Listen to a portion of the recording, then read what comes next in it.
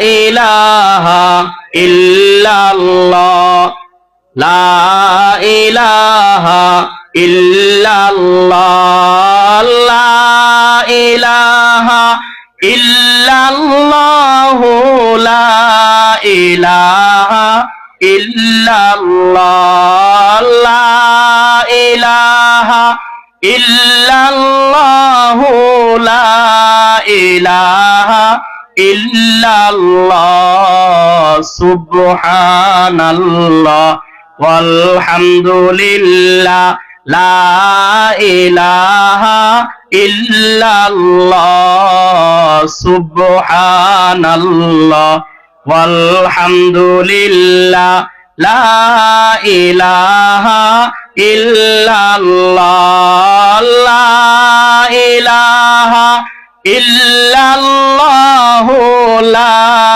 ইলাহা ইল্লাল্লাহ সুবহানাল্লাহ ওয়ালহামদুলিল্লাহ লা ইলাহা ইল্লাল্লাহ এই দুনিয়ায় আমরা সবাই কবর দেশের প্যাসেঞ্জার এই দুনিয়ায় আমরা সবাই কবর দেশের প্যাসেঞ্জার কেউ বা আগে কেউ বা পরে যাইতে হবে গুরের পার কেউ বা আগে কেউ বা পরে যাইতে হবে গুরের পার সুবহানাল্লাহ ওয়ালহামদুলিল্লাহ লা ইলাহা ইল্লাল্লাহ সুবহানাল্লাহ ওয়ালহামদুলিল্লাহ লা ইলাহা ইল্লাল্লাহ লা ইলাহা ইল্লাল্লাহ লা ইলাহা ইল্লাল্লাহ লা ইলাহা ইল্লাল্লাহ লা ইলাহা ইল্লাল্লাহ সুবহানাল্লাহ ওয়ালহামদুলিল্লাহ লা ইলাহা ইল্লাল্লাহ লা ইলাহা ইল্লাল্লাহু মুহাম্মাদুর রাসূলুল্লাহ সাল্লাল্লাহু আলাইহি ওয়াসাল্লাম। ঐতিহ্যবাহী গ্রাম চাপিতলা নয়াবাড়ি বাইতুস সিদ্দিক জামি মসজিদের উদ্যোগে এক বিরাট ওয়াজ ও দোয়ার মাহফিলের আজকের সম্মানিত সভাপতি, বিশেষ অতিথি, প্রধান বক্তা আলহাজ হযরত মাওলানা মাহবুবুর রহমান সালেহী সাহেব হুজুর আমাদের মাঝে উপস্থিত হয়েছেন। আমরা সকলেই বলি আলহামদুলিল্লাহ। এবং আজকের মাহফিলে মাগরিব থেকে তালিম করে আমার পূর্বে যিনি আলোচনা করেছেন আমাদের নয়াবাড়ি মসজিদের অত্র মসজিদের সম্মানিত ইমাম ও খতিব আব্দুল মাসউদ সাহেব অত্যন্ত গুরুত্বপূর্ণ আলোচনা করেছেন।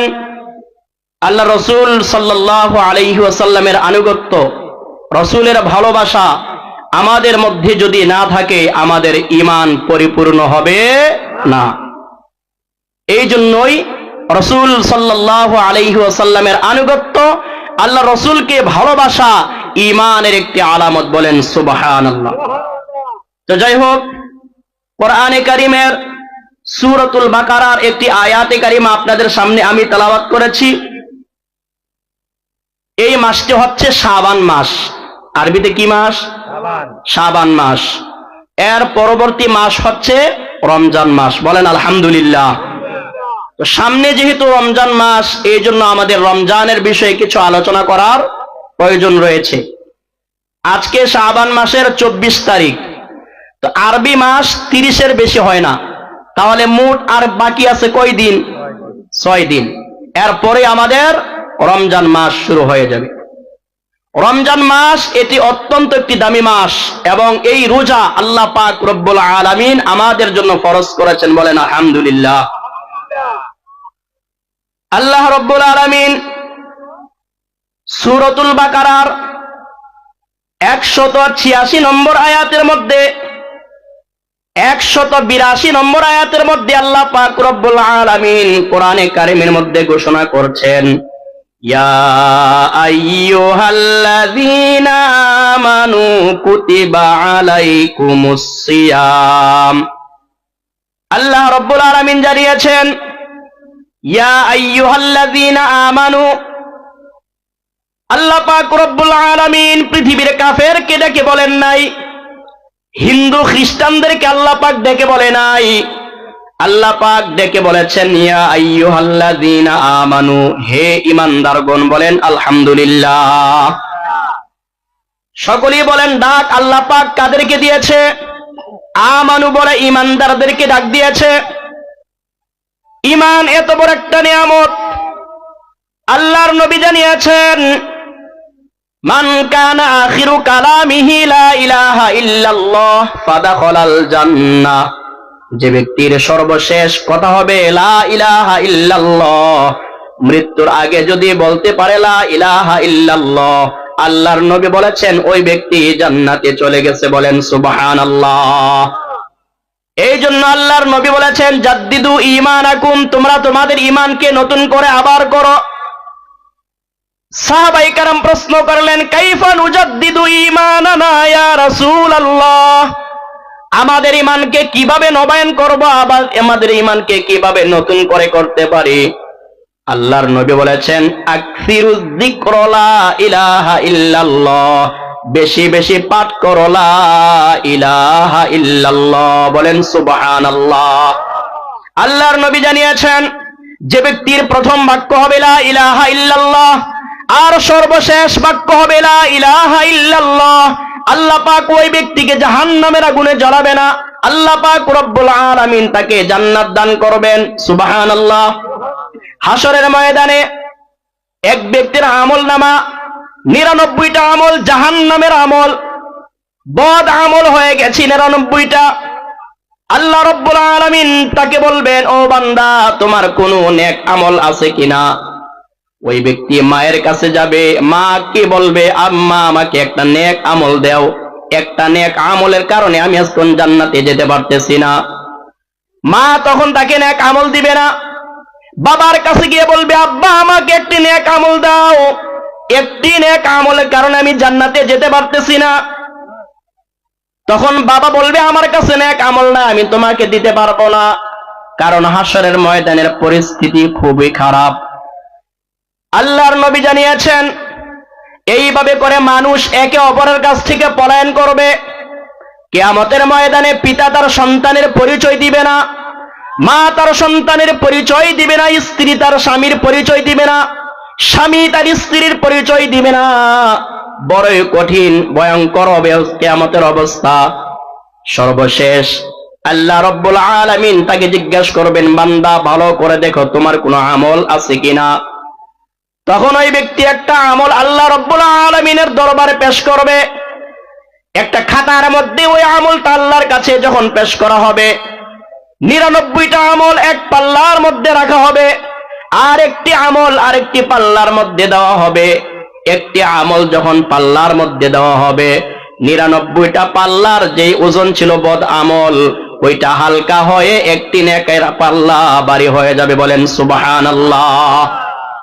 ওই নেকের আমলটা একটা, সেটা হচ্ছে ঈমান। সেটা কি?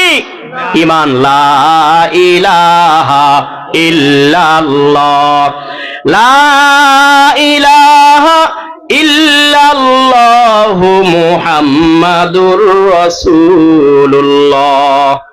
আল্লাহ রাব্বুল আলামিন সেই ঈমানদারদেরকে ডেকে বলছেন, ইয়া আইয়ুহাল্লাযীনা আমানু, হে ঈমানদারগণ, কুতিবা আলাইকুমুস সিয়াম, তোমাদের উপর রোজাকে ফরজ করা হলো। আল্লাহ পাক রব্বুল আলামিন আমাদের জন্য রোজাকে ফরজ করে দিয়েছেন। কামা কুতিবা আলাল্লাযীনা মিন ক্বাবলিকুম লাআল্লাকুম তাত্তাকুন। আল্লাহ রাব্বুল আলামিন জানিয়েছেন, এই রোজা শুধু তোমাদের জন্য ফরজ নয়, তোমাদের পূর্বে যারা ছিল আল্লাহ পাক এই রোজা সকলের জন্যই ফরজ করেছিলেন। বলেন সুবহানাল্লাহ। এই রোজা কি শুধু আমাদের জন্য নাকি সকলের জন্যই ছিল? সকলের জন্যই ছিল। আল্লাহ রাব্বুল আলামিন এই রোজা আমাদের জন্য কেন ফরজ করলেন?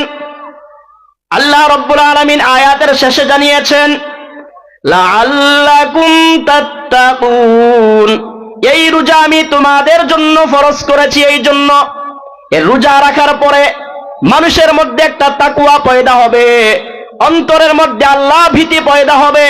আল্লাহর ভয় যখন পয়দা হয়ে যাবে, আল্লাহ রাব্বুল আলামিন বলেছেন, ইন্নালিল মুত্তাকিনা মাফাজা, যার অন্তরের মধ্যে আল্লাহর ভয় তৈরি হয়ে যায় ওই ব্যক্তি বলা মুত্তাকি। আর যাকে বলা হয় মুত্তাকি, আল্লাহ রাব্বুল আলামিন জানিয়েছেন, ইন্নালিল মুত্তাকিনা মাফাজান হাদাইক ওয়া আনাবা, ওই সকল মুত্তাকিদের জন্য আল্লাহ রাব্বুল আলামিন সৌভাগ্যের একটি সফলতার জান্নাত রেখেছেন। বলেন সুবহানাল্লাহ। মুত্তাকিদের জন্য আল্লাহ পাক জান্নাত রেখে দিয়েছেন। আল্লাহর নবী জানিয়েছেন, হাদিসে কুদসির মধ্যে আল্লাহ রাব্বুল আলামিন বলেন, আদাতু লিইবাদিয়াস সালিহিনা মা লা আইনুন রাআত, আমি আমার নেককার বান্দা বান্দীদের জন্য এমন এক জান্নাত প্রস্তুত করে রেখে দিয়েছি, মা লা আইনুন রাআত, যেই জান্নাতের দৃশ্য দুনিয়ার কোনো চোখ দেখে নাই, ওয়ালা উযুনুন সামিআত, কোনো কান শ্রবণ করে নাই, ওয়ালা খতর আলা কলবি বাশারিন, কোন মানুষের হৃদয়ের মধ্যে সেই চিন্তাও আসে নাই। আল্লাহ রাব্বুল আলামিন এমন এক জান্নাত প্রস্তুত করে রেখে দিয়েছেন। অন্য হাদিসের মধ্যে রয়েছে, ইয়াসিরুর রাকিবু ফি জিল্লিহা মিআতা আমিন লা ইয়াকতাউহা, জান্নাত তো দূরের কথা, আল্লাহ রাব্বুল আলামিন জান্নাতের মধ্যে একটি গাছ লাগিয়েছেন। ওই গাছের ছায়ার মধ্যে এত বিস্তৃত রয়েছে, একটি ঘোড়া যদি 100 বছর পর্যন্ত অতিক্রম করে দৌড় দেয়, এরপরেও একটা গাছের ছায়া দৌড়াইয়া শেষ করতে পারবে না। বলেন সুবহানাল্লাহ। গাছ কয়টা? একটা গাছ। আর গাছ কি বাগানের মধ্যে শুধু একটা থাকে? অসংখ্য গাছ থাকে। আল্লাহর নবী জানিয়েছেন, জান্নাতের মধ্যে একটি গাছ, ওই একটি গাছের মধ্যে যেই পরিমাণ বিশালতা রয়েছে, 100 বছর পর্যন্ত যদি একটা ঘোড়া দৌড়ায়, একটা গাছ দৌড়ে শেষ করতে পারবে না। সুবহানাল্লাহ।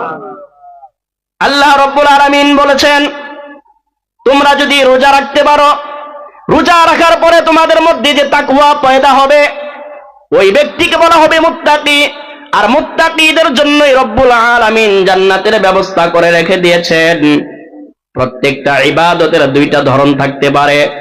কোন ব্যক্তি যদি নামাজ আদায় করে, এই নামাজটা আল্লাহর জন্য হতে পারে, আবার লোক দেখানোর জন্য হতে পারে। হতে পারে না? সবাই কথা বলেন, হতে পারে কিনা?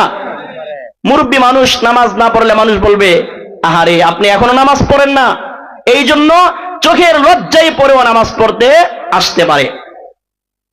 এরপরে যদি যাকাত না দেয়, হজ না করে, মানুষ তাকে শরম দিবে, আপনার এত টাকা পয়সা, আপনি কেন হজ করেন না, যাকাত দেন না।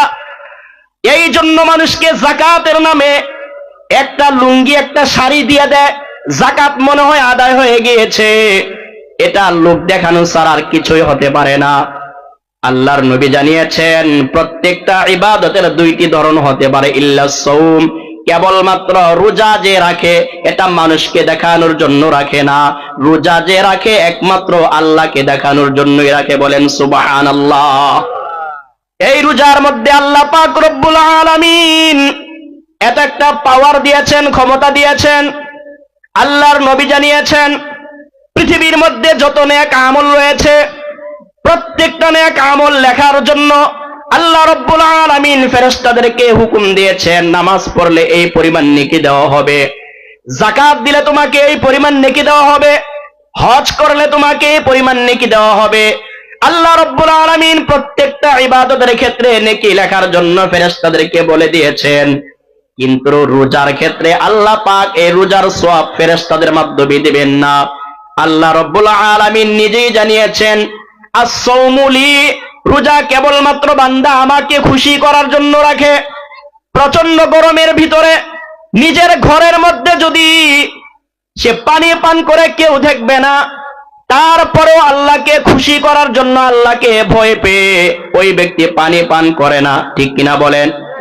আপনারা তো আমার গ্রামের মানুষ, মহল্লার মানুষ। আরে কত মানুষ প্রচন্ড রৌদ্রের ভিতরে কাজকর্ম করে, মাটি কাম পর্যন্ত করে, এরপরও কিন্তু ওই ব্যক্তি রোজা ভাঙ্গে না। আছে না এরকম? আছে। প্রচন্ড রৌদ্রের ভিতরে ক্ষেত মই দেয়, ঘাম দিয়ে শরীর ঝরঝর হয়ে যায়, পানির পিপাসায় জিহ্বাটা বারবার নড়তে থাকে, এরপরও ব্যক্তি রুমের মধ্যে গিয়ে এক গ্লাস পানি পান করে না। রোজা রেখেছে কার জন্য? সবাই বলেন কার জন্য? এত কষ্ট করে যেই রোজাটা আল্লাহকে পাওয়ার জন্য বান্দা রেখেছে, আল্লাহকে খুশি করার জন্য রেখেছে, আল্লাহ রাব্বুল আলামিন বলেছেন প্রত্যেকটা নেকি আমি ফেরেশতাদের মাধ্যমে দিয়েছি। রোজা বান্দা একমাত্র আমার জন্য রাখে, এই রোজার ইবাদতের সওয়াব আমি আল্লাহ রাব্বুল আলামিন তাকে নিজ হাতে দিব। বলেন সুবহানাল্লাহ। আল্লাহ বড় না ছোট?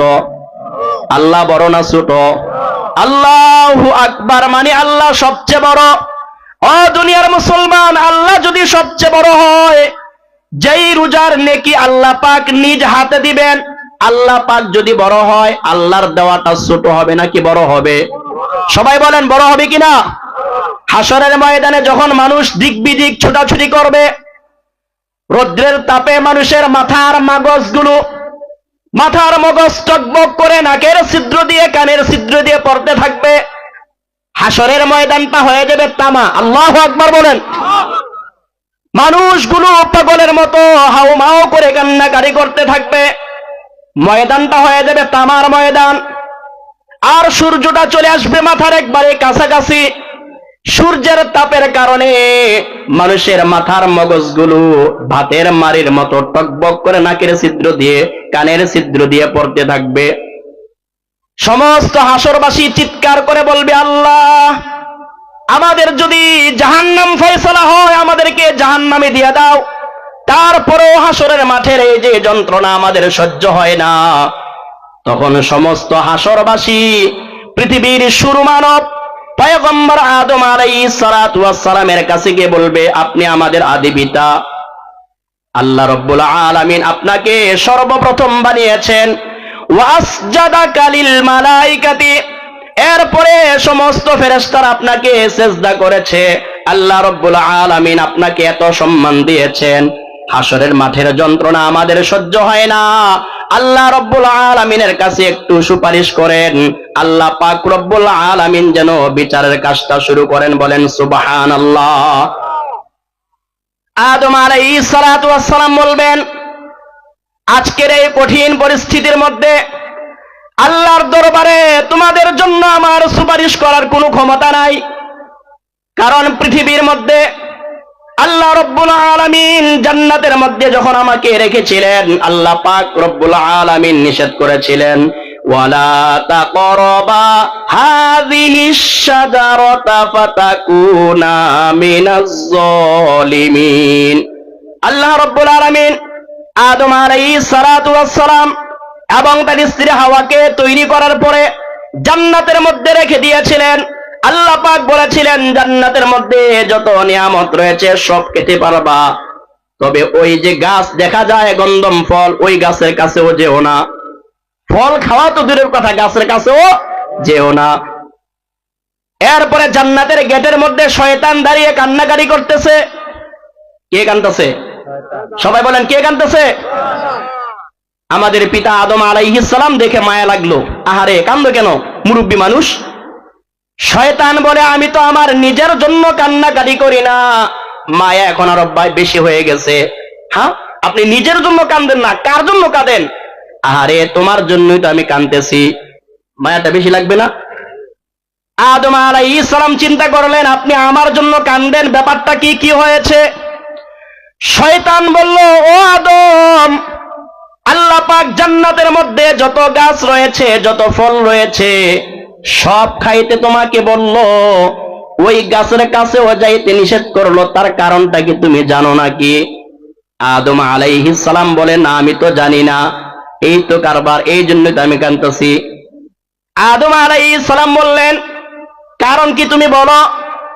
ইবলিস বলল, আল্লাহ পাক রব্বুল আলামিন তোমাকে জান্নাতের মধ্যে চিরস্থায়ী রাখতে চায় না, সব সময় রাখতে চায় না, কয়েকদিন পরে বের করে দিবে। তাহলে কি করা যায়? শয়তান বলল, যদি জান্নাতের মধ্যে তুমি চিরস্থায়ী থাকতে চাও, এই জান্নাতের মধ্য থেকে যদি আর বের না হতে চাও, তাহলে তোমাকে ওই গাছের ফল খেতে হবে। ধোঁকা দিল কে? সবাই বলেন, ধোঁকা দিল কে? শয়তান কি ধোঁকা দিছে হাইসা নাকি কাইন্দা কাইন্দা? এবার বুঝতে হবে, শয়তান অনেক সময় আপনাকে কাইন্দা কাইন্দা ধোঁকা দিবে, কিন্তু তার উদ্দেশ্য ভালো না। আদম আলাইহিস সালাতু ওয়াস সালামকে যখন বলল, এই যে গাছের ফল তুমি যদি খেতে পারো, জান্নাত থেকে আর কখনো বের হওয়া লাগবে না, অথবা তুমি আমাদের মতো ফেরেশতা যারা রয়েছে তাদের মতো ফেরেশতা হয়ে যাইবা। আদম আলাইহিস সালাতু ওয়াস সালাম সরল মনে ওই গাছের কাছে গেলেন। গাছের কাছে যাওয়ার পরে ফল খাইলেন। ফল খাওয়ার পরে আদম আলাইহিস সালাতু ওয়াস সালাম এবং তার স্ত্রী জান্নাত থেকে বের হয়ে গেল। এই যে একটা অন্যায় করেছিল, আদম আলাইহিস সালাম বলবেন, ও দুনিয়ার মানুষ, আজকে তোমরা আমার কাছে এসেছো আল্লাহর কাছে সুপারিশ করার জন্য, হাসরের ময়দানের বিচার নেওয়ার জন্য। ওই যে আল্লাহ পাক আমাদেরকে জান্নাতের মধ্যে ফল খাইতে নিষেধ করেছিলেন, ওই ফল তো আমি খেয়েছিলাম। আল্লাহ রব্বুল আলামিন যদি আজকে আমাকে বিচার নেন, আদম তোমাকে আমি জান্নাতের মধ্যে ফল খেতে নিষেধ করেছিলাম, কেন খাইলা? এই জবাব আমি দিতে পারবো না। এই জন্য হাসরের ময়দানে আল্লাহ রব্বুল আলামিনের কাছে সুপারিশ করার জন্য আমি আজকে পারবো না। তোমরা চলে যাও নূহ নবীর কাছে। কোন নবী? নূহ নবীর কাছে। পয়গম্বর নূহ আলাইহিস সালাতু ওয়াস সালামের কাছে চলে যাবে। নূহ আলাইহিস সালাম বলে দিবেন, আমিও পারবো না, চলে যাও ইব্রাহিম নবীর কাছে। কার কাছে? জাতির পিতা ইব্রাহিম আলাইহিস সালাতু ওয়াস সালামের কাছে চলে যাও। আল্লাহ রাব্বুল আলামিন ইব্রাহিম আলাইহিস সালাতু ওয়াস সালামের ব্যাপারে বলেছেন, মিল্লাতা আবিকুম ইব্রাহিম হুয়া সাম্মাকুমুল মুসলিমিন। আল্লাহ রাব্বুল আলামিন ইব্রাহিম আলাইহিস সালাতু ওয়াস সালামকে এত ক্ষমতা দিয়েছিলেন। আল্লাহ রাব্বুল আলামিন বলেন, পৃথিবীর মধ্যে তোমাদের যে নাম মুসলমান, এই মুসলিম নামটা রেখেছেন তোমাদের পিতা ইব্রাহিম আলাইহিস সালাতু ওয়াস সালাম। তিনি বলবেন, আমিও আজকে তোমাদের জন্য সুপারিশ করতে পারবো না, চলে যাও মুসা নবীর কাছে। কার কাছে? মুসা নবীর কাছে চলে যাও। মুসা আলাইহিস সালাতু ওয়াস সালামের কাছে হাসরবাসী চলে যাবে। যাওয়ার পরে বলবে, পয়গম্বর মুসা, আল্লাহ রাব্বুল আলামিন আপনার সঙ্গে কথা বলেছেন। ওয়া কাল্লামাল্লাহু মুসা তাকলিমা।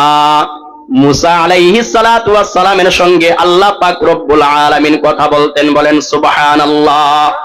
কথা বলতেন কোথায়? ওই তুর পাহাড়ে। কোথায়? তুর পাহাড়ে। আল্লাহ রাব্বুল আলামিন মুসা নবীর সঙ্গে কথা বলতেন। মুসা আলাইহিস সালাতু ওয়াস সালাম বলবেন, হাসরের ময়দানে আল্লাহ রাব্বুল আলামিনের কাছে সুপারিশ করার মতো আমারও ক্ষমতা নাই, কারণ দুনিয়ার মধ্যে এক ব্যক্তিকে আমি মেরেছিলাম। ওই যে একটা ঘটনা আছে না, বাবুরসি ঝগড়া লাগছে, এরপরে একটা ঘুষি দিয়েছিলাম, হঠাৎ করে সে মরে গেছে। তখন মুসা আলাইহিস সালাম বলবেন, আজকে যদি আল্লাহ পাক আমাকে জিজ্ঞেস করেন, মুসা দুনিয়ার মধ্যে তুমি কেন মানুষ হত্যা করেছিলা, আমি কি জবাব দিব? এই জন্য আমি আজকে পারবো না, তোমরা চলে যাও ঈসা আলাইহিস সালামের কাছে। ঈসা আলাইহিস সালাতু ওয়াস সালাম বলে দিবেন, ও হাসরবাসী, সারা হাসরের ময়দান আজকে যদি তন্ন তন্ন করে ঘোরাফেরা করো, কেউ তোমাদের জন্য সুপারিশ করবে না, এমনকি আমিও তোমাদের জন্য সুপারিশ করতে পারবো না। তবে আমি তোমাদেরকে একটা সন্ধান দিতে পারবো। এই হাসরের ময়দানে যদি আল্লাহ রাব্বুল আলামিনের কাছে কেউ কথা বলতে পারে, আদম আলাইহিস সালাতু ওয়াস সালাম থেকে শুরু করে ঈসা রূহুল্লাহ পর্যন্ত আল্লাহ রাব্বুল আলামিন লক্ষ লক্ষ পয়গম্বর দুনিয়ার মধ্যে পাঠিয়েছেন, আল্লাহর সঙ্গে আজকে কেউ কথা বলতে পারবে না।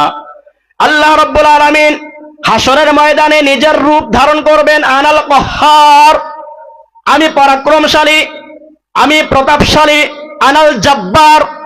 এইভাবে করে যখন আল্লাহ রাব্বুল আলামিন বড় বড় হুঙ্কার দিবেন, সমস্ত হাসরবাসী থর থর করে কাঁপতে থাকবে। ঈসা আলাইহিস সালাতু ওয়াস সালাম বলবেন, আজকে তোমাদের জন্য কেউ সুপারিশ করতে পারবে না। সুপারিশ যদি পেতে চাও, পয়গম্বর মুহাম্মাদুর রাসূলুল্লাহ, সকলে বলেন সাল্লাল্লাহু আলাইহি ওয়াসাল্লাম, ওই যে মাকামে মাহমুদের মধ্যে আল্লাহ রাব্বুল আলামিনের পায়ের মধ্যে সেজদায় পড়ে আছে, তার কাছে চলে যাও। সমস্ত হাসরবাসী গিয়ে দেখবে আল্লাহ রাব্বুল আলামিনের পায়ের মধ্যে পড়ে মুহাম্মাদুর রাসূলুল্লাহ সাল্লাল্লাহু আলাইহি ওয়াসাল্লাম কাঁদতেছেন, ইয়া উম্মতি, বলেন আল্লাহু আকবার। দুনিয়ার মানুষ, যেই নবী দুনিয়ার মধ্যে আপনাকে আমাকে ভুলে নাই, আপনার আমার কথা কখনো ভুলে নাই, আল্লাহ রাব্বুল আলামিনের সঙ্গে মেরাজে গিয়েও আপনার আমার কথা বলে নাই, কিয়ামতের ময়দানে যখন আপনার আমার পিতামাতা কেউ কাউকে সাহায্য করবে না, সেই কঠিন সময়ে আল্লাহর নবী আমাদেরকে ভুলবে না, সেই নবীর অনুসরণ করার দরকার আছে কি নাই? সবাই বলেন দরকার আছে কি নাই? আরে নবী গেলেন তায়েফেতে ইসলামের দাওয়াত দিতে, দুষ্ট কাফের মারলো পাথর, দুষ্ট কাফের মারলো পাথর সেই নবীর গায়েতে, আমি যাব কোন দেশে, আমি যাব কোন দেশে? সেই নবীর জন্য আল্লাহ রাব্বুল আলামিন বলেছেন, পৃথিবীর মানুষ তোমরা শুনে রাখো, লাকাদ কানা লাকুম ফি রাসূলিল্লাহি উসওয়াতুন হাসানাহ, পৃথিবীর মধ্যে তোমরা যদি আদর্শ গ্রহণ করতে চাও, যে আদর্শ দিয়ে আল্লাহর জান্নাতে যেতে পারবা, সেই আদর্শ হলো মুহাম্মাদুর রাসূলুল্লাহ, বলেন সুবহানাল্লাহ। এই জন্য আল্লাহ রাব্বুল আলামিন বলেছেন, এই রোজা যদি কেউ রাখে, আল্লাহ রাব্বুল আলামিন বলেন, সে হাসরের ময়দানে রোজার প্রতিদান, রোজার পুরস্কার আমি আল্লাহ নিজ হাতে দেব। সুবহানাল্লাহ। আল্লাহ পাক যদি নিজ হাতে কাউকে পুরস্কার দেয়, কম দিবে না বেশি দিবে? আল্লাহ রাব্বুল আলামিন বলেন, বেশি তো দিব, এমন দেওয়া দিব ওই ব্যক্তির আর কোনো কিছুর প্রয়োজন পড়বে না, বিনা হিসাবে আল্লাহ পাক তাকে জান্নাতে পৌঁছায় দেবেন, বলেন সুবহানাল্লাহ। আল্লাহর নবী সাল্লাল্লাহু আলাইহি ওয়াসাল্লাম জানিয়েছেন, লিসসাইমি ফারহাতানে, রোজা যারা রাখবে তাদের জন্য আল্লাহ রাব্বুল আলামিনের পক্ষ থেকে দুইটা আনন্দের বিষয় থাকবে। কয়টা? সবাই বলেন কয়টা? এক নাম্বার, ফারহাতুন ইনদা ফিতরিহি, সারাদিন রোজাদার ব্যক্তি যখন রোজা রাখার পরে ক্লান্ত শ্রান্ত শরীর নিয়ে ইফতারের সামনে যখন বসে, আচ্ছা বলেন, রোজাদার ব্যক্তি ইফতারকে সামনে নিয়ে যখন বসে বসে অপেক্ষা করে, 1 মিনিট 2 মিনিট ঘড়ির দিকে তাকায়, ওই ব্যক্তির মনের মধ্যে যে একটা আনন্দ আছে, যে ব্যক্তি সারাদিন রোজা রাখে না, ইফতার খাইতে আইছে, হ্যাঁ মনের মধ্যে আনন্দ আছে, হ্যাঁ মনের মধ্যে একটা কি চুরি চুরি ভাব, এরকম না? কিন্তু রোজা রাখার পরে সারাদিনের পরিশ্রম ইফতারের সামনে রেখে যখন আপনি 1 গ্লাস পানি পান করেন, মনে হয় যে সারাদিনের আর কোনো পরিশ্রমই রইল না, ঠিক না? আল্লাহর নবী জানিয়েছেন, রোজা যদি কোনো ব্যক্তি রাখে, আল্লাহ রাব্বুল আলামিন তাকে দুইটা আনন্দ দান করবেন, পুরস্কার দিবেন। একটা আনন্দ হলো, ইফতারকে সামনে নিয়ে যখন ব্যক্তি বসে বসে থাকে, তখন মনের মধ্যে যে একটা আনন্দ থাকে, ওইটা অন্য কারো মনের মধ্যে থাকে না। শুধু তাই নয়, আল্লাহর নবী জানিয়েছেন, ওয়ালা খলুফু ফামিস সাইমি আতয়াবু ইনদাল্লাহি মিন রিহিল মিসকি, রোজাদার ব্যক্তি সারাদিন রোজা রাখার পরে পেটের মধ্যে এক ধরনের গ্যাস চলে আসে, এরপরে যখন ঢেকি দেয় একটা গন্ধ বের হয়, বের হয় না? গন্ধ বের হয়। আল্লাহর নবী জানিয়েছেন, দুনিয়ার মানুষের কাছে এটা গন্ধ মনে হতে পারে, কিন্তু আল্লাহ রাব্বুল আলামিনের কাছে রোজাদার ব্যক্তির মুখের গন্ধটা আল্লাহর কাছে মেশক আম্বরের চাইতে প্রিয়। সুবহান।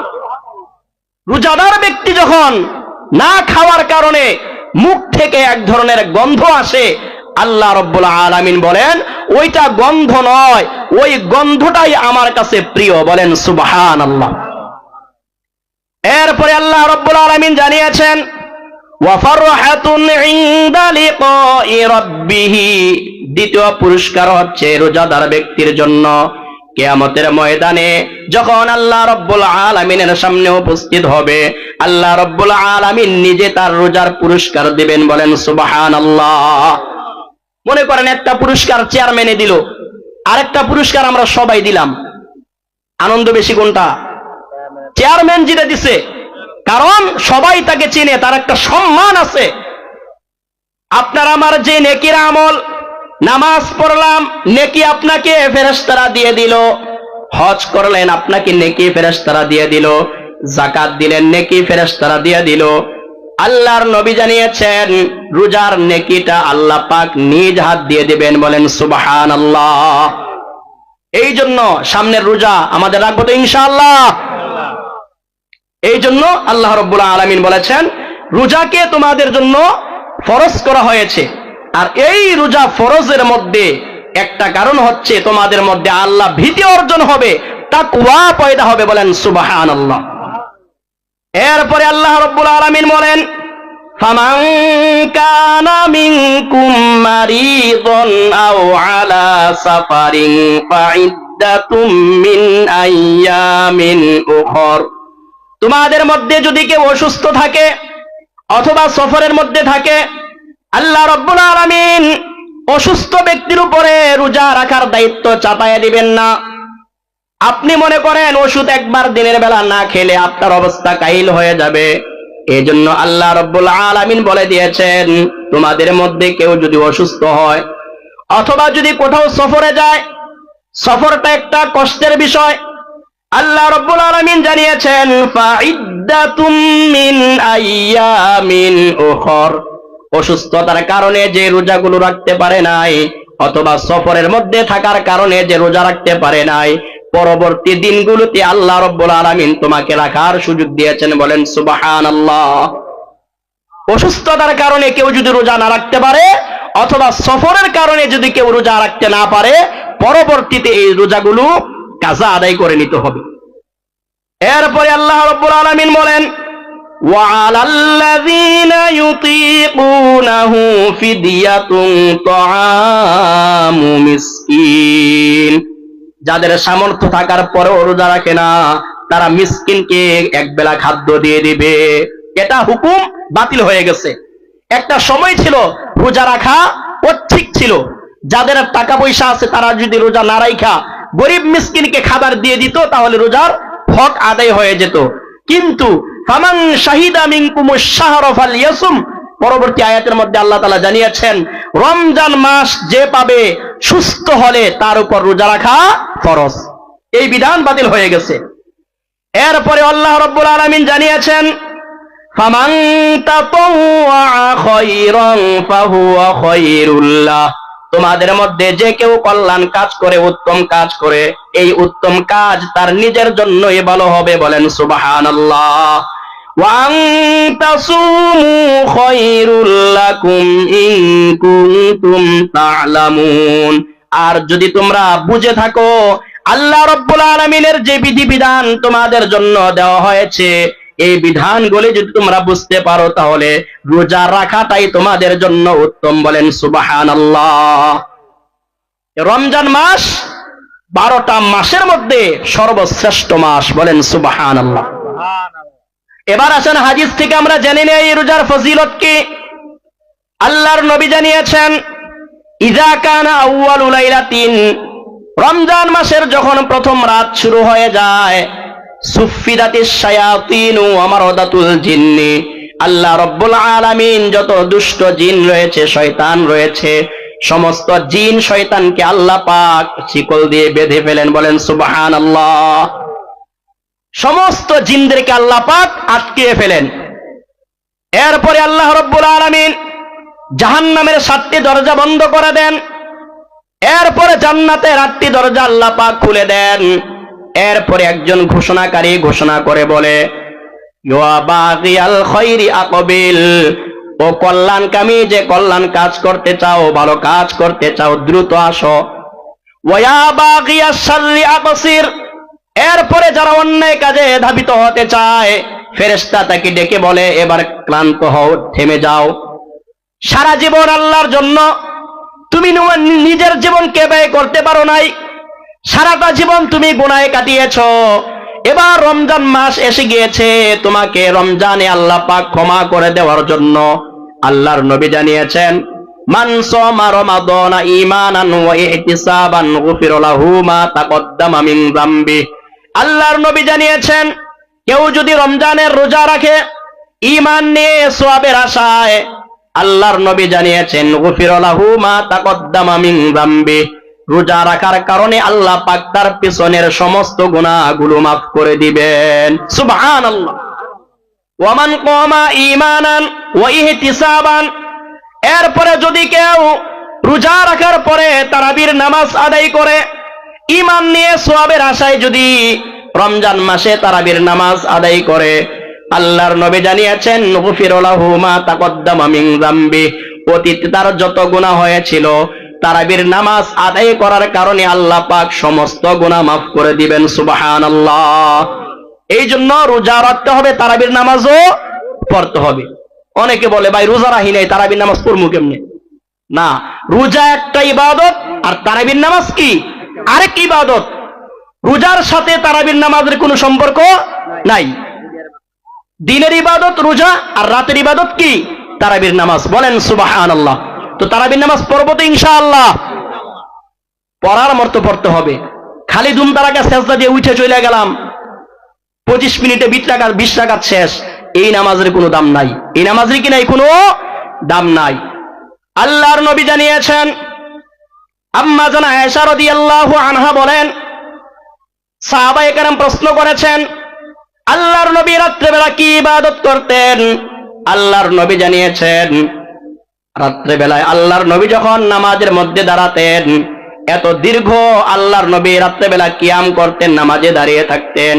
আয়েশা রাদিয়াল্লাহু আনহা বলেন, আল্লাহর নবীর পা গুলো ফুলে যাইতো। সুবহানাল্লাহ।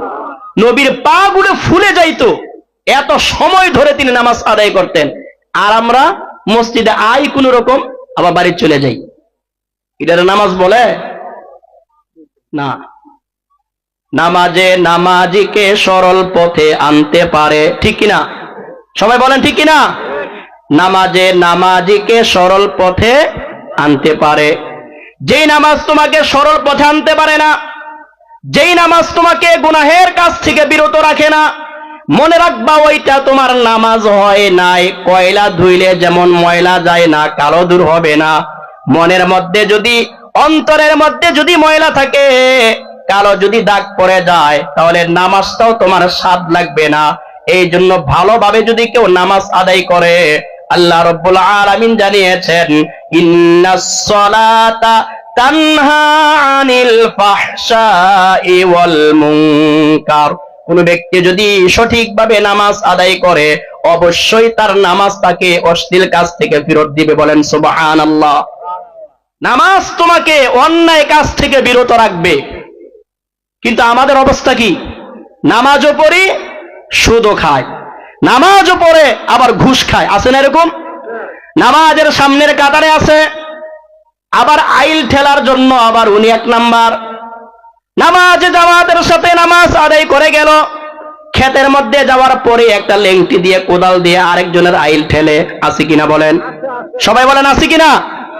আপনারা যেহেতু আমার মহল্লার মানুষ, গ্রামের মানুষ, আপনাদের ছেলে হিসাবে আপনাদেরকে এই সমস্ত কথাগুলো বলতেছি। কারণ সারা জীবন যদি নামাজ আদায় করেন, নামাজের পরে গিয়ে ক্ষেতের মধ্যে লেংটি দিয়ে আরেকজনের আইল কোবাইয়া যদি নিজের খেতে নিয়ে আসেন, আপনার এই নামাজে কোনো কাজে আসবে না। শুধু তাই নয়, আল্লাহর নবী জানিয়েছেন, কেউ যদি অন্যায় ভাবে আরেকজনের জমি দখল করে, সবাই শুনেন, কেউ যদি অন্যায় ভাবে আরেকজনের জমি দখল করে, 1 বিঘত 1 গাব্বি, আল্লাহর নবী জানিয়েছেন, তুযিকলাহু ইয়াউমাল কিয়ামাতি 7 আরদুইন। আল্লাহর নবী বলেছেন, কিয়ামতের ময়দানে 7 স্তর জমিন তার গলার মধ্যে পেঁচিয়ে দেওয়া হবে। বলেন নাউজুবিল্লাহ। 1 গাব্বি যদি কেউ অন্যায় ভাবে কারো জমিন দখল করে, 7টা জমিন আল্লাহ তার গলার মধ্যে ঝুলাই দিবে। এবার হাঁটেন জমিন নিয়ে। ও হাজী সাহেব, আপনার হজে কোনো কাজ আসবে না। আপনার লক্ষ লক্ষ টাকা যাকাত দিয়েছেন, দান করেছেন, এই যাকাত দান আপনাকে জাহান্নাম থেকে বাঁচাতে পারবে না যদি বোনের হক আপনি না আদায় করেন। অনেকে বোনের হক আদায় না করে হজ করে আইছে, এই হজে আপনাকে জাহান্নাম থেকে ফেরত দিতে পারবে না। ভাই বোনের সম্পর্ক, এটা আল্লাহ পাক রব্বুল আলামিন ফরজ করে দিয়েছেন। আল্লাহ রব্বুল আলামিন বলেন, রক্তের সম্পর্কটা আল্লাহ রব্বুল আলামিন আরশের সাথে লটকায় দিয়ে রেখেছেন।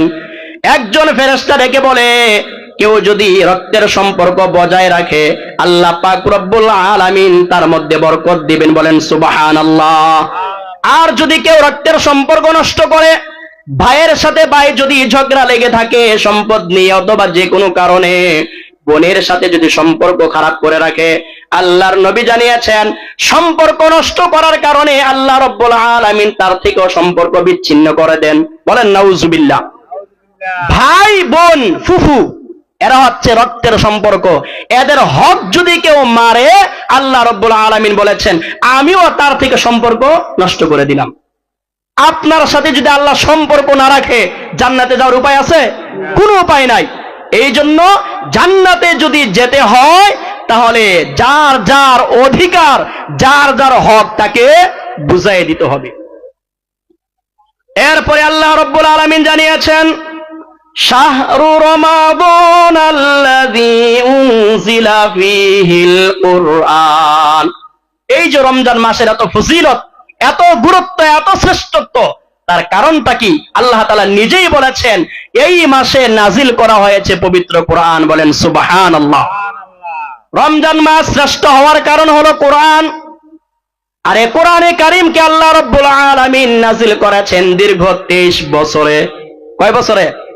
23 বছরে অল্প অল্প করে আল্লাহ রাব্বুল আলামিন এটা নাজিল করে দিয়েছেন। তার কারণটা হলো যখন যেই বিষয়ের দরকার হয় আল্লাহ রাব্বুল আলামিন তখন ওই বিষয় কোরআনে কারীমের আয়াত নাজিল করে দিয়েছেন। এই কোরআনে কারীমের ব্যাপারে আল্লাহর নবী জানিয়েছেন, আল কুরআনু হুজ্জাতুন লাকা ওয়া আলাইকা। কোরআনে কারীম যদি তোমার পক্ষে দলিল হয় অথবা কোরআনে কারীম যদি তোমার বিরুদ্ধে দলিল হয়। এবার বলেন, কোরআন যদি কারো বিরুদ্ধে দলিল হয় ওই ব্যক্তির উপায় থাকবে নাকি? উপায় থাকবে? উপায় থাকবে না। কিয়ামতের ময়দানে আল্লাহ রাব্বুল আলামিন বলেন, যে আমাদের হুজুর রাসূলের ব্যাপারে, ভালোবাসার ব্যাপারে আলোচনা করে গেলেন। কিয়ামতের ময়দানে وقال الرسول يا رب إن قوم اتخذوا هذا القرآن مهجورا। দয়ার নবী, মায়ার নবী, রাহমাতুল লিল আলামিন কিয়ামতের ময়দানে আপনার আমার বিরুদ্ধে সাক্ষী দিবে। আল্লাহর কাছে গিয়ে বলবে, আয় আল্লাহ, ইন্না কওমি ইত্তাখাযু হাযাল কুরআনা মাহজুরা। দুনিয়ার মধ্যে তুমি যে কোরআনে কারীম দিয়েছিলা, এ কোরআনে কারীম আমার উম্মত পড়ে নাই, আমি তাদের বিরুদ্ধে তোমার কাছে মামলা দিলাম। মামলা দিছে কে? নবী। কে দিছে? নবীজি মামলা দিয়েছে। যেই নবী আমাদের জন্য রাহমাতুল লিল আলামিন, নবীর দুরূদ পড়ে চোখ দিয়ে পানি বের হয়ে যায়, সেই নবী আমাদের বিরুদ্ধে মামলা দিবে কোরআন না বুঝার কারণে, কোরআনের উপর আমল না করার কারণে। আল্লাহ রাব্বুল আলামিন জানিয়েছেন এই কোরআনে কারীম যদি কারো বিরুদ্ধে দাঁড়িয়ে যায় আল্লাহ রাব্বুল আলামিন বলবেন, আল ইয়াউমা নানসাকুম কামা নাসিতুম লিকা ইয়াউমিকুম হাযা। দুনিয়ার মধ্যে তোমরা আল্লাহ রাব্বুল আলামিনের সঙ্গে সাক্ষাৎ করা লাগবে, কিয়ামতের ময়দানে আল্লাহর সামনে দাঁড়াইতে হবে। এই বিষয়টা দুনিয়ার মধ্যে তোমরা যেভাবে ভুলে গিয়েছিলে আজকে আমি তোমাদেরকে ভুলে গেলাম, বলেন নাউজুবিল্লাহ। আল্লাহর কাছে আমরা মাপ চাই। আল্লাহ যদি আমাদেরকে ভুলে যায় আর কোন উপায় থাকবে?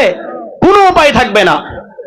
রব্বুল আলামিন শুধু এই কথা বলেই ক্ষান্ত হবেন না, এরপরে আল্লাহ রব্বুল আলামিন বলবেন, ওয়া মাওয়াকুমুন নার। এখন তোমাদের জায়গা হলো জাহান্নাম, জাহান্নামে চলে যাও, বলেন নাউজুবিল্লাহ। আল্লাহ নিজে বলবে জাহান্নামে চলে যাও। একটাই কারণ, দুনিয়ার মধ্যে আমি তোমাদেরকে কোরআন দিয়েছিলাম, এই কোরআন অনুযায়ী নিজের জীবন পরিচালিত করো নাই, নিজের জীবনের মধ্যে কোরআনের বিধান বাস্তবায়ন করো নাই, এই জন্য আজকে তোমাদেরকে জাহান্নামে যাওয়া লাগবে। বলেন নাউজুবিল্লাহ। দুনিয়ার মানুষ একটা চিঠি পাঠাইলে, আজ থেকে 20-25 বছর আগেও তো একটা মোবাইল ছিল না, বিদেশ থেকে চিঠি পাঠাইতো মানুষ, চিঠি গ্রামগঞ্জের মানুষ পড়তে পারতো না, কই চলে যেত সরকার বাড়ি অথবা বিভিন্ন জায়গা যারা ইংরেজি পড়তে পারে অথবা ভালো পড়তে পারে তাদের কাছে গিয়ে বলতো, দেখো তো আমার ছেলে কি লেখছে বিদেশ থেকে। বলতো না এরকম? এক গ্রাম থেকে আরেক গ্রাম পর্যন্ত 2 ঘন্টা 3 ঘন্টা পায়ে হেঁটে হেঁটে গিয়ে চিঠিটা পড়ার জন্য একজন মাস্টারের কাছে গিয়ে বলতো, দেখো কি পড়ছে, আমার ছেলে কি লেখছে চিঠির মধ্যে। সামান্য একটা চিঠি বুঝার জন্য যদি আপনি এক গ্রাম থেকে আরেক গ্রামে যান, 2 ঘন্টা 3 ঘন্টা হাঁটতে পারেন। আল্লাহ রাব্বুল আলামিন আপনাকে একটা চিঠি দিয়েছেন, এই চিঠিটা বুঝার জন্য কয়দিন আপনি চেষ্টা করছেন বলেন? চিঠিটা বুঝার জন্য কয়দিন চেষ্টা করছেন? নামাজের মধ্যে যদি সূরা কেরাত না পড়ে নামাজি হবে না। আপনি কয়দিন হুজুরকে জিজ্ঞাসা করছেন, হুজুর দেখেন আমার সূরা ফাতিহা হয় কিনা? কয়দিন বলছেন? এই যে আমাদের সরকার বাড়ি হুজুর, আমরা জন্মের আগ থেকে দেখতেছি হুজুর আছে আলহামদুলিল্লাহ বলেন। কয়জন গিয়া বলছেন, হুজুর আমার দেখেন সূরা ফাতিহাটা হয় কিনা, অথবা নামাজের মধ্যে ফরজ গুলো কয়টি, ওয়াজিব কয়টি, যেগুলো ছাড়া নামাজ হয় না, আমার হয় কিনা? কয়দিন বলছেন? বলে আমরা কি আর এটা পারি? আমরা সরল সোজা মানুষ, মূর্খ মানুষ। এই জন্য আল্লাহর নবী বলেছেন, তলাবুল ইলমি ফারিদাতুন আলা কুল্লি মুসলিমিন, দ্বীনি ইলম শিক্ষা করা, নামাজের মধ্যে যে মাসআলা মাসাইল রয়েছে, রোজা রাখতে গেলে তোমার কোন কারণে রোজা ভেঙে যায়, এই সমস্ত বিষয়ে জানা তোমার জন্য নয়, সকলের জন্য ফরজ। বলেন সুবহানাল্লাহ। এটা শুধু ইমাম সাহেবের জন্য ফরজ, বিষয়টি এরকম নয়, আপনার আমার জন্যও ফরজ। কিন্তু আপনি আমি জানি কিনা? 1 নাম্বারই তো ধরা খেয়ে গেলাম, কোরআন পড়তে পারি না। আমি নিজেও কোরআন পড়ি নাই। কোরআনকে যারা ধারণ করেছে, কোরআনকে যারা ভালোবাসে, আলেম ওলামা, তাদেরকেও মহব্বত করি না। দেখলে একটা গালি দিয়া দেয়, অথবা নিজের সন্তানটাকেও মাদ্রাসায় পড়াই না, মক্তবে পাঠাই না। আছে কিনা এরকম? আছে। তাহলে বলেন, নিজেও কোরআন পড়তে পারেন না, সন্তানকেও মাদ্রাসায় ভর্তি করান নাই, অথবা মক্তবে পাঠান না, আপনার জীবনটা কোন কাজে ব্যয় করলেন? ছেলে বিদেশে যাবে, টাকা পয়সা ব্যবস্থা করার জন্য কত চেষ্টা করলেন? ওই আত্মীয়ের কাছে একবার, এই আত্মীয়ের কাছে একবার, কতবার গেলেন? কিন্তু আপনার মৃত্যুর পরে আপনার সন্তান আপনার কবরের পাশে দাঁড়িয়ে আপনার জন্য দোয়া করতে পারবে কিনা? জানাজার নামাজের মধ্যে দাঁড়িয়ে আপনার জন্য দোয়া করতে পারবে কিনা আপনার সন্তান? এই চেষ্টা কয়দিন করছেন? ছেলে বিদেশের মধ্যে যাবে, বিদেশে যাওয়ার জন্য কত চেষ্টা করলেন, অথচ বিদেশে গিয়ে আপনার খোঁজ খবরই নেয় না। আছে না এরকম? আছে। যেই বাবা মাথার ঘাম পায়ে ফেলে পরিশ্রম করে আরেকজনের কাছ থেকে মায়ের গহনা বিক্রি করে যাকে বিদেশের মধ্যে পাঠাইলো, ওই ছেলে গিয়া বিদেশে থেকে মায়ের জন্য টাকা পাঠায় না। আছে না এরকম? আছে। যেই সন্তানের জন্য এত কিছু করলেন, অথচ এই সন্তানটা নামাজ পড়ে কিনা, কোরআন পড়ে কিনা, ভালো মানুষের সাথে চলে কিনা, এই চিন্তা তো একদিনও করলেন না। এই জন্য কিয়ামতের ময়দানে ওই সন্তানরা যারা নিজেরাও নামাজ পড়ে নাই, বাবা মা তাদেরকে নামাজ পড়তে বলে নাই, আল্লাহ রাব্বুল আলামিন যখন তাদেরকে জাহান্নামে দিবে, ওই সন্তানরা দাঁড়িয়ে বলবে, ওয়াকালাল্লাযীনা কাফারু রাব্বানা আরিনাল্লাযাইনি আযাল্লানা মিনাল জিন্নি ওয়াল ইনস নাজআলহুমা তাহতা আকদামিনা লিয়াকুনা মিনাল আসফালিন। কাফেররা কিয়ামতের ময়দানে আল্লাহ রাব্বুল আলামিনের সামনে দাঁড়িয়ে বলবে, আয় আমাদের রব, রব্বানা আরিনাল্লাযাইনি আযাল্লানা, আমাদেরকে আজকে দেখিয়ে দাও দুনিয়ার মধ্যে আমাদেরকে কারা গুমরাহ করেছে, বিভ্রান্ত করেছে। আযাল্লানা মিনাল জিন্নি ওয়াল ইনস, জিন অথবা মানুষ থেকে আমাদেরকে কারা গুমরাহ বানাইলো। নাজআলহুমা তাহতা আকদামিনা, তখন বাপ মাকে দেখিয়ে দেওয়া হবে, এই যে বাবা মা আমাকে জাহান্নামের কাজ শিখিয়েছে, নামাজ পড়তে বলে নাই, কিন্তু আরেকজনের জমিন থেকে কিভাবে ধান কাটতে আনা যায় এটা শিখাইছে ভালো কইরা। আরেকজনের জমিন থেকে কিভাবে ফসল চুরি করা যায়, আরেকজনের গাছ থেকে কিভাবে আম চুরি করা যায়, জাম চুরি করা যায়, এগুলো ভালোই শিখছে।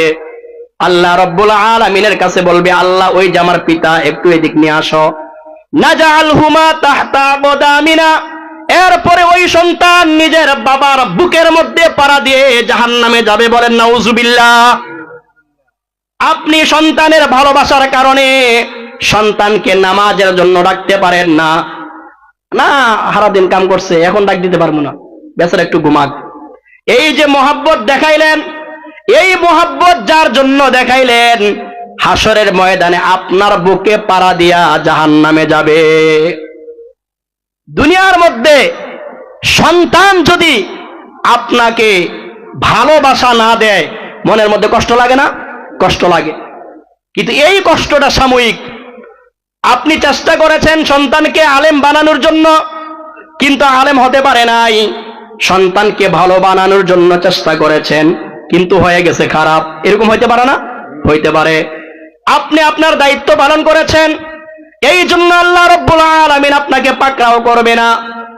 কিন্তু আপনি যদি আপনার সন্তানের দায়িত্ব হক আদায় না করেন, বাবা মার ওয়াজ যতই করি ফজিলতের ওয়াজ, কিন্তু বাবা মা যদি সন্তানের হক আদায় না করে, তাহলে ওই বাবা মাকে সন্তান হক আদায় করবে না।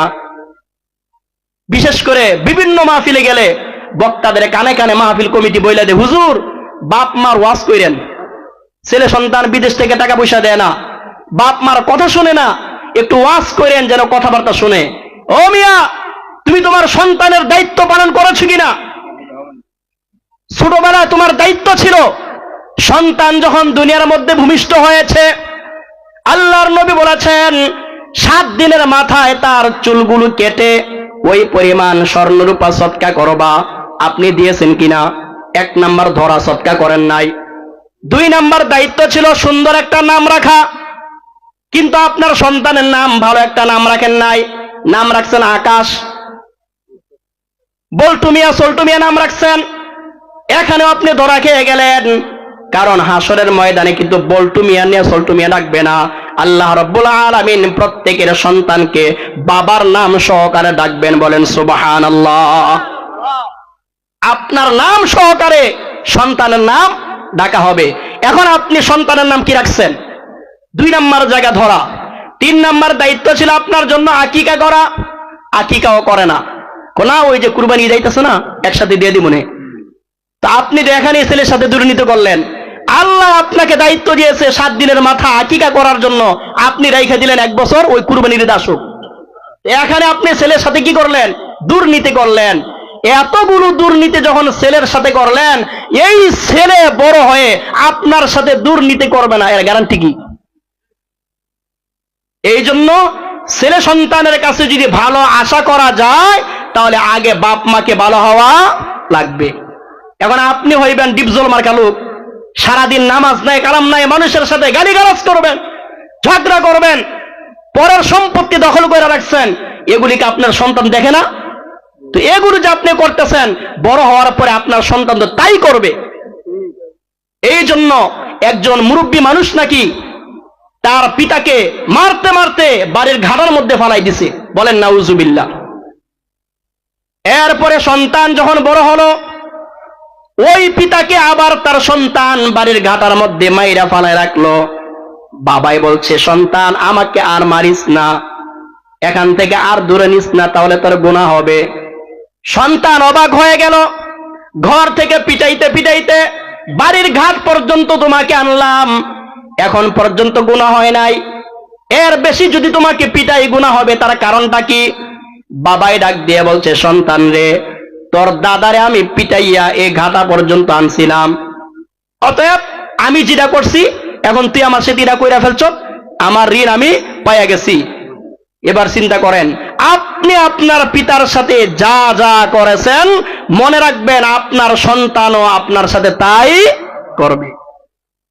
আপনি আপনার পিতামাতাকে ভাত দেন না, জুদা হয়ে গেছেন, টাকা পয়সা দেন না, মনে রাখবেন, আজ হোক কাল হোক আপনার সন্তান জুদা হয়ে যাবে, আপনাকে টাকা পয়সা দিবে না। এটা সোজা হিসাব, দুনিয়ার হিসাব। এখন আপনি যেই ব্যবহারটা করতেছেন, আপনার সন্তান আপনার সাথে ওই ব্যবহারটাই করবে, ঠিক কিনা বলেন? আমরা এটা চোখের সামনে দেখতেছি না? চোখের সামনে দেখতেছি, তারপরেও আমাদের কি হয় না? শিক্ষা হয় না। আল্লাহ রাব্বুল আলামিন আমাদেরকে আল্লাহর বিধান অনুযায়ী চলার তৌফিক দান করুন, বলি আমিন। তো এরপরে আল্লাহ রাব্বুল আলামিন বলছেন, এই কোরআনে কারীম নাজিল হয়েছে রমজান মাসে। কোন মাসে? সবাই বলেন কোন মাসে? রমজান মাসে কোরআন নাজিল হয়েছে। এই জন্য রমজান মাসের দাম বেড়ে গেল। এ কোরআনে কারীম যে পড়বে তার দাম বাড়বে না কমবে? সবাই বলেন বাড়বে না কমবে? আল্লাহর নবী জানিয়েছেন, ইকরাউল কোরআন, তোমরা কোরআনে কারীম তেলাওয়াত করো, কোরআনে কারীম অনুযায়ী জীবন পরিচালনা করো। ফাইন্নাহু ইয়াতি ইয়াউমাল কিয়ামাতি শাফিআন লিআসহাবিহি, কারণ এই কোরআনে কারীম কিয়ামতের ময়দানে মানুষ যখন কেউ কারো জন্য সাহায্য করবে না, তখন এই কোরআন তোমাকে সুপারিশ করে জান্নাতে নিয়ে যাবে। বলেন সুবহানাল্লাহ। কোরআনে কারীম আপনার আমার সুপারিশ করে জান্নাতে নিয়ে যাবে। এই জন্য কোরআনে কারীম তেলাওয়াত করতে হবে। আল্লাহর নবী জানিয়েছেন, কোরআনে কারীমের মধ্যে মান করা হারফাম মিন কিতাবিল্লাহি ফালাহু আশরু আমসালিহা, কোরআনে কারীমের যদি কেউ একটা অক্ষর তেলাওয়াত করে, একটা অক্ষর পাঠ করে, আল্লাহ রাব্বুল আলামিন তাকে 10টি নেকি দিবেন। বলেন সুবহানাল্লাহ। আলিফ লাম মিম, আল্লাহর নবী বলেছেন, আলিফ লাম মিম, এই একটা অক্ষর আমি বলি না। আলিফুন হারফুন, আলিফ একটি অক্ষর, ওয়া লামুন হারফুন, লাম আরেকটি অক্ষর, ওয়া মিমুন হারফুন, আর মিম আরেকটি অক্ষর। আমার কোন উম্মত যদি বলে আলিফ লাম মিম, আল্লাহর নবী জানিয়েছেন সালাসুন, ওই ব্যক্তির নেকি হবে 30টা। বলেন সুবহানাল্লাহ। আলিফ লাম মিম কেউ যদি একটা বার পড়ে তার নেকি হবে কয়টা? 30টা। এবার আপনি চিন্তা করেন, সূরাতুল ফাতিহার মধ্যে কত অক্ষর রয়েছে? সূরাতুল ফাতিহা, ইখলাস, ফালাক, নাস, আপনি দৈনিক যে নামাজ আদায় করতেছেন তার মধ্যে কত অক্ষর রয়েছে? শুধু তাই নয়, আল্লাহর নবী জানিয়েছেন, আল্লাহ রাব্বুল আলামিন কিছু কিছু জায়গায় আল্লাহ পাক ওয়াফার দিয়েছেন, কোন ব্যক্তি যদি সূরাতুল ইখলাস পাঠ করে একবার, কয়বার? একবার যদি কেউ পাঠ করে, আল্লাহর নবী জানিয়েছেন কোরআনে কারীমের 3 ভাগের 1 ভাগ পাঠ করলে যেই নেকি, সূরাতুল ইখলাস একবার পাঠ করলে আল্লাহ পাক সেই নেকি দিবেন। সুবহানাল্লাহ। কেউ যদি সূরাতুল ইখলাস মনের অন্তরের অন্তঃস্থল থেকে আল্লাহকে ভালোবেসে পাঠ করে 3 বার, কয়বার? 3 বার যদি কেউ ইখলাস পাঠ করে, আল্লাহর নবী জানিয়েছেন গোটা কোরআনে কারীম তেলাওয়াত করলে যেই নেকি হবে, আল্লাহ পাক সূরাতুল ইখলাস 3 বার পড়লে সেই নেকি দিয়ে দিবেন। সুবহানাল্লাহ। এই জন্য সূরাতুল ইখলাস আল্লাহর নবী একজন সাহাবীকে পাঠিয়েছিলেন ইমামতি করার জন্য। ওই ইমাম সাহেব জাহরি নামাজের মধ্যে প্রত্যেক রাকাতের মধ্যেই পড়ে কুল হুয়াল্লাহু আহাদ।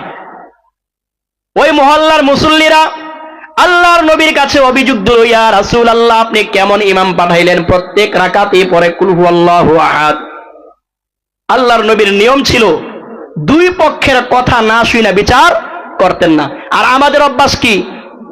টাকা যেদিকে বিচারও কি সেই দিকে। আর আল্লাহর নবীর নিয়ম ছিল দুই পক্ষের কথা আগে শুনতেন।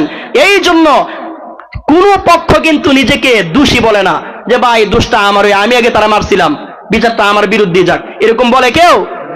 একবারে যার উপর 100% দোষী সে গিয়ে কান্দে কাটতে বলে ভাই দোষটা তো তার, এরকম বলে না। তো বিচারটা যদি আপনি তারা কান্দার উপরে করে দেন, আরেক ব্যক্তির উপরে কি হয়ে যাবে? জুলুম হয়ে যাবে। এই জন্য আল্লাহর নবী জানিয়েছেন বিচারক যদি হয় 3 রকমের হবে। কয় রকম? 3 রকমের বিচারক হবে। আল কুযাতু সালাসাতুন, বিচারক হবে 3 রকমের। ওয়াহিদুন ফিল জান্নাহ, এক প্রকার বিচারক তারা যাবে জান্নাতে। ওয়া ইসনানি ফিন নার, আর 2 প্রকার বিচারক যাবে জাহান্নামে। বলেন নাউজুবিল্লাহ।